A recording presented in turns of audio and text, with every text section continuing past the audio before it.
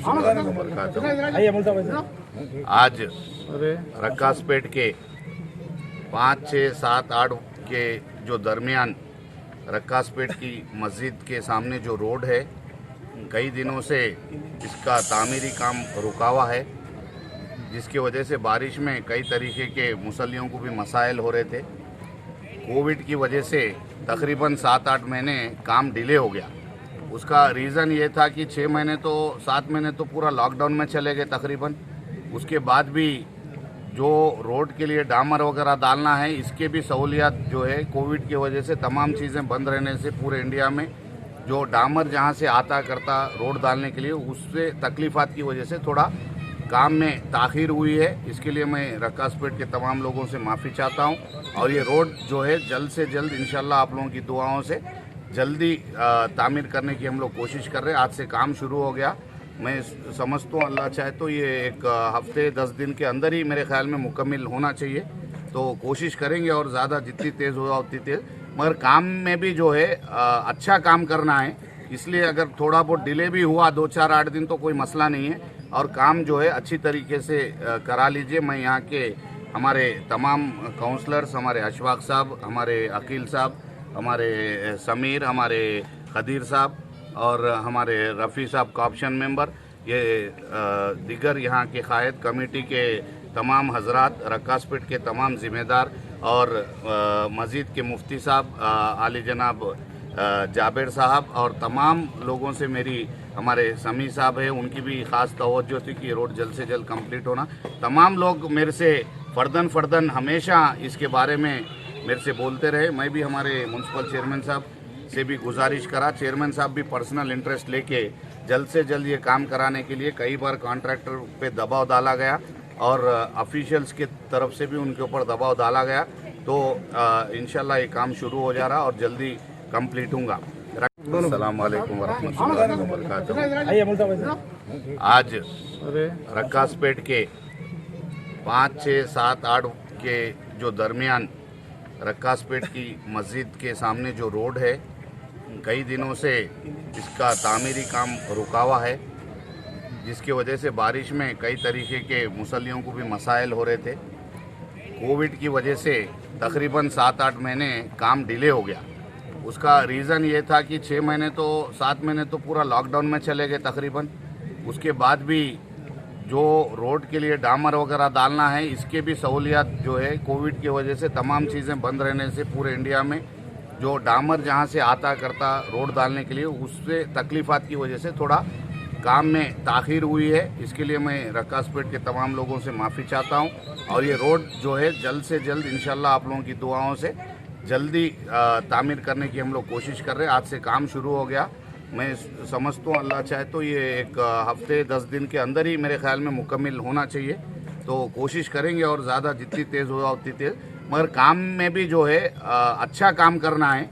इसलिए अगर थोड़ा बहुत डिले भी हुआ 2-4-8 दिन तो कोई मसला नहीं है और काम जो है अच्छी तरीके से करा लीजिए। मैं यहाँ के हमारे तमाम काउंसलर्स, हमारे अशफाक साहब, हमारे अकील साहब, हमारे समीर, हमारे खदीर साहब और हमारे रफ़ी साहब का ऑप्शन मेंबर, ये दिगर यहाँ के कायद कमेटी के तमाम हजरात, रक्कासपेट के तमाम ज़िम्मेदार और मस्जिद के मुफ्ती साहब आली जनाब जाबिर साहब और तमाम लोगों से मेरी, हमारे समी साहब हैं, उनकी भी ख़ास तवज्जो थी कि रोड जल्द से जल्द कंप्लीट होना।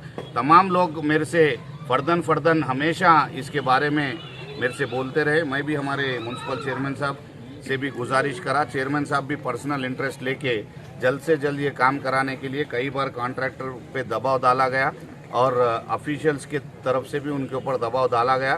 तो इंशाल्लाह ये काम शुरू हो जा रहा और जल्दी कंप्लीट होगा। मैं ये चाह रहा हूँ कि हमारे आँखों देखा हाल कि जो वाकई में ज़रूरतमंद लोग हैं, जिसको डबल बेडरूम की ज़रूरत है, जिसके पास प्लाट है, प्लाट के अलायदा जिसके पास प्लाट नहीं है, जिसके पास प्लाट है वो प्लाट पे घर बनाने के लिए हुकूमत की जानिब से उनको मदद की जाएगी।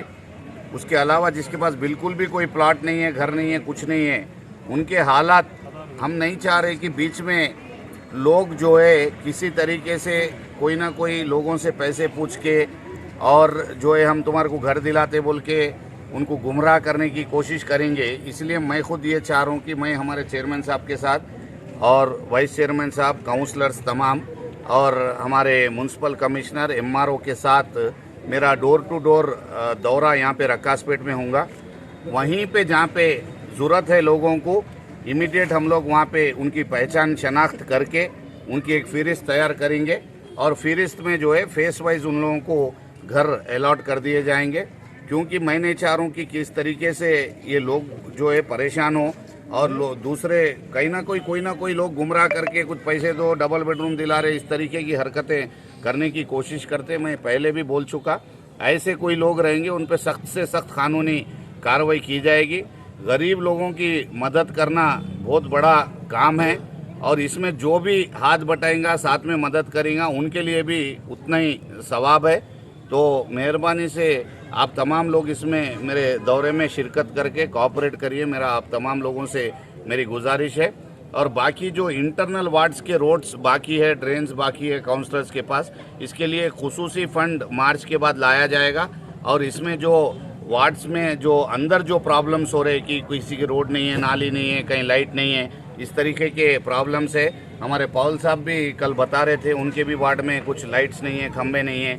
तो ऐसा जो भी मसाइल है यहाँ से लेके पॉल का वार्ड नंबर 9 है ना, 10 है क्या? हाँ 9 है 5, 6, 7, 8, 9 ये 5 वार्ड का दौरा किया जाएगा और दूसरे जो भी मसाइले पूरे होंगे। जो निज़ामाबाद बोधन की रोड है जिससे काफ़ी लोगों को तकलीफ़ात का सामना करना पड़ रहा, तकरीबन 100 साल हो गए, वो ब्रिजां तो कोई बनाए नहीं आज तक। तो अल्हम्दुलिल्लाह वो ब्रिज का काम चालू हो गया, 14 करोड़ रुपए वो ब्रिज के लिए दिए हम लोग, ब्रिज का काम स्टार्ट हो गया।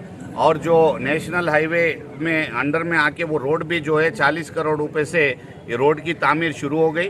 इंशाल्लाह 1.5 महीने के अंदर निज़ामाबाद बोधन का जो फासला है वो 15 से 18 मिनट में आप बोधन से निज़ामाबाद पहुँचे जैसा उस तरीके से वो रोड की तामीर की जा रही है, वो भी जल्द से जल्द मुकम्मल होगा।